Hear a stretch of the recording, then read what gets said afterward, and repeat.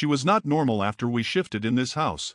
When Anisa and I moved into our new home, it felt like a dream come true. The house was everything I had hoped for, a beautiful, two-story place with a cozy yard, nestled in a quiet American suburb. Anisa, with her radiant smile and captivating beauty, seemed as happy as I was. We were newlyweds, just starting our life together, and this house felt like the perfect place to build our future.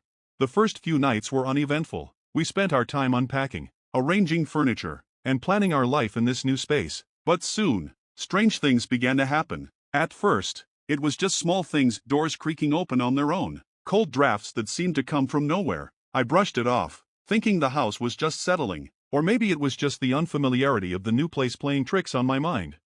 But then, things started to get weird. I'd wake up in the middle of the night to find Anisa staring at me from her side of the bed. Her eyes, usually so full of warmth, were distant, almost empty, like she was looking right through me. I'd ask her if everything was okay, but she'd just smile, a strange, twisted smile that made my skin crawl, and then she'd turn over and go back to sleep.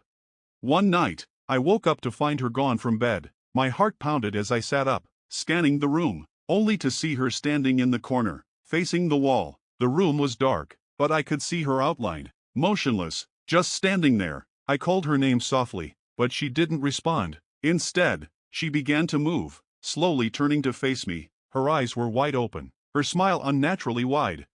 And then, she began to float. I couldn't believe what I was seeing. Anisa, my beautiful wife, was levitating off the floor, her feet dangling inches above the ground. I was frozen in place, unable to move or even speak. She floated toward me, her head tilting at an odd angle, her eyes never leaving mine.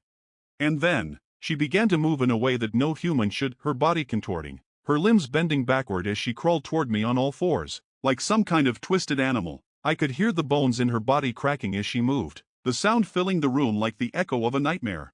I backed up against the headboard, my heart racing, my mind struggling to make sense of what I was seeing. This wasn't Anisa, not the woman I married, but there she was, crawling closer, her smile widening, her eyes glinting with something dark, something terrifying.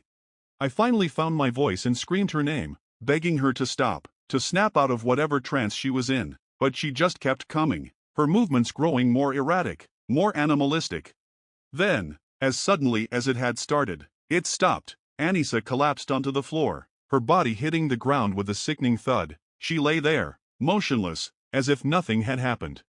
I rushed to her side, my hands shaking as I gently shook her awake. Her eyes fluttered open, and she looked up at me, confused. "Michael, what's wrong?" She didn't remember a thing. I didn't sleep for the rest of the night, watching her, terrified that it might happen again. The next morning, I tried to convince myself it was just a nightmare, that my mind was playing tricks on me, but deep down, I knew something was wrong, something was very, very wrong with our new home, and with Anisa.